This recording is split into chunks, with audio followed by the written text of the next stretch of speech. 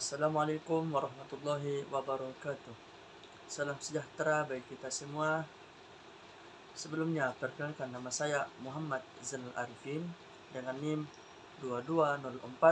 220403502028. Pada kesempatan kali ini, saya akan menjelaskan tentang karakteristik pengambilan keputusan. Ya, baik, kita masuk pada materi pembahasan.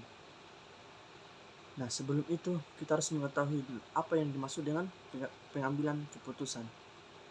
Pada hakikatnya, pengambilan keputusan adalah suatu pendekatan yang sistematis terhadap hakikat suatu masalah, pengumpulan fakta-fakta dan data, penentuan yang matang dari alternatif yang dihadapi, dan mengambil tindakan menurut perhitungan yang paling tepat.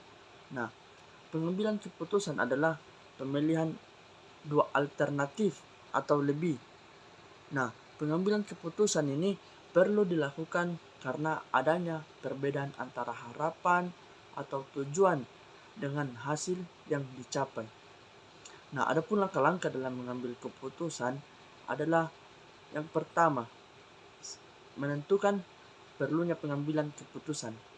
Nah, yang kedua, mengidentifikasi kriteria keputusan. Yang ketiga, mengalokasi pembobotan terhadap kriteria.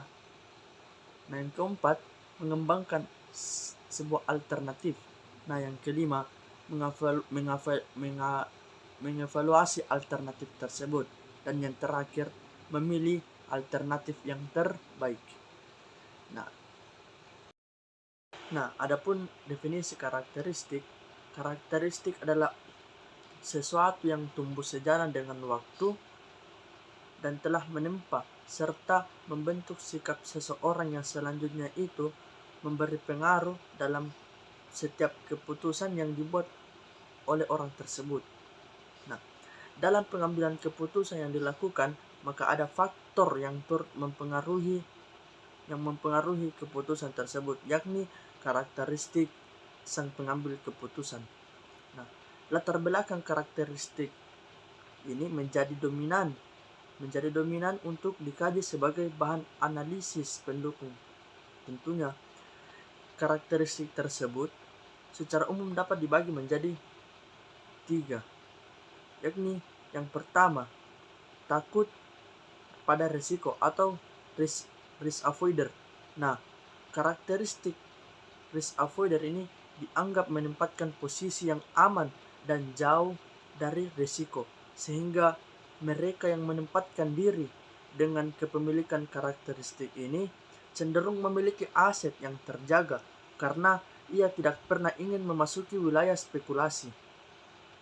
Nah, adapun ciri-ciri dari pemilik karakteristik risk avoider ini adalah yang pertama, karakteristik seperti ini di mana sang decision maker sangat hati-hati terhadap keputusan yang diambil.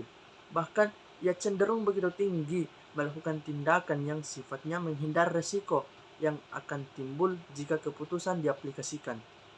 Nah, yang kedua, secara umum pebisnis yang berkarakter seperti ini cenderung melakukan tindakan yang biasanya disebut dengan safety player.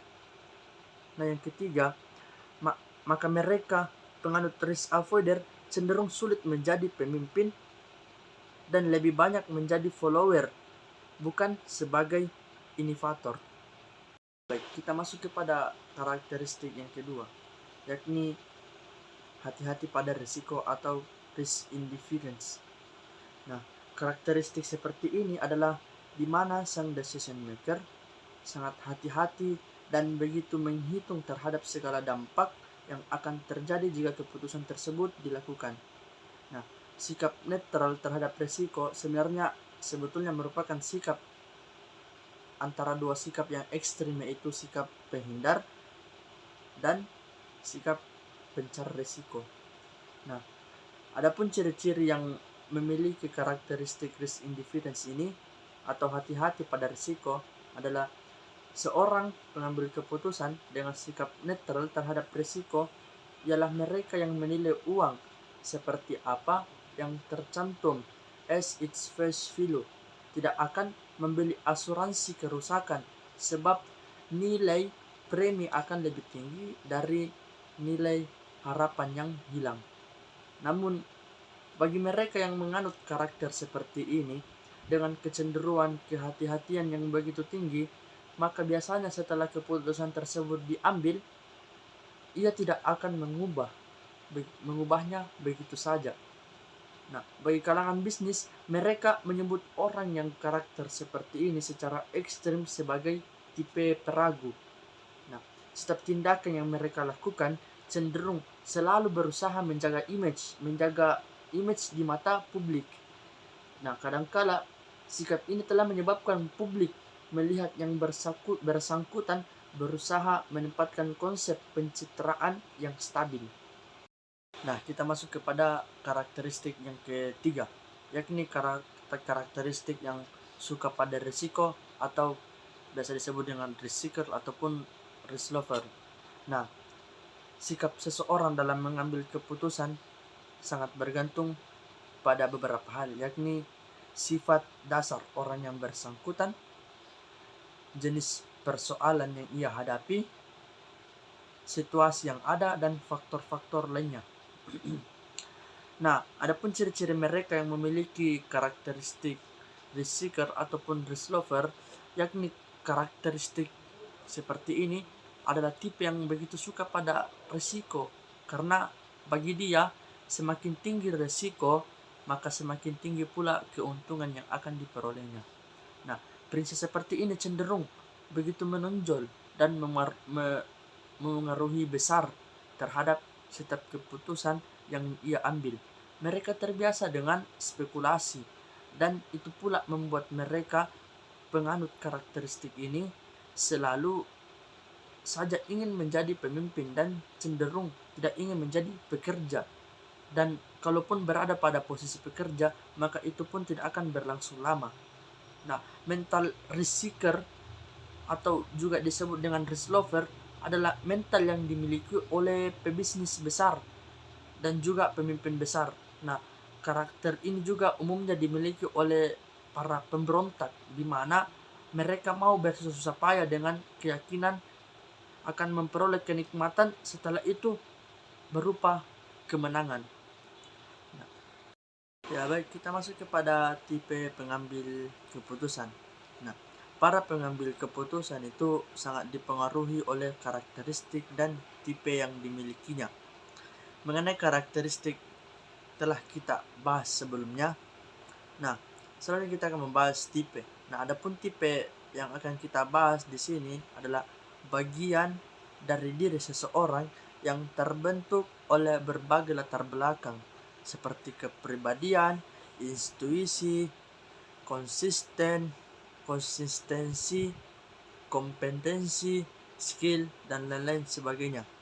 Nah, selanjutnya Kamaluddin mengatakan nilai-nilai tersebut selanjutnya akan tercermin pada keputusan yang akan diambilnya.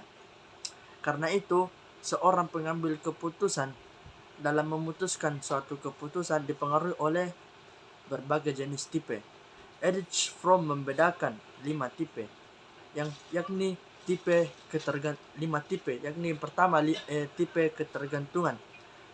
Nah, pada tipe ini seorang pengambil keputusan memiliki sifat yang kurang percaya diri dan sering setiap ada masalah melibatkan orang lain dalam usahanya mencari solusi.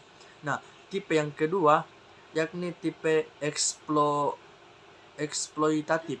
Nah, kebalikan dari tipe eksploitatif ini kebalikan dari tipe pertama.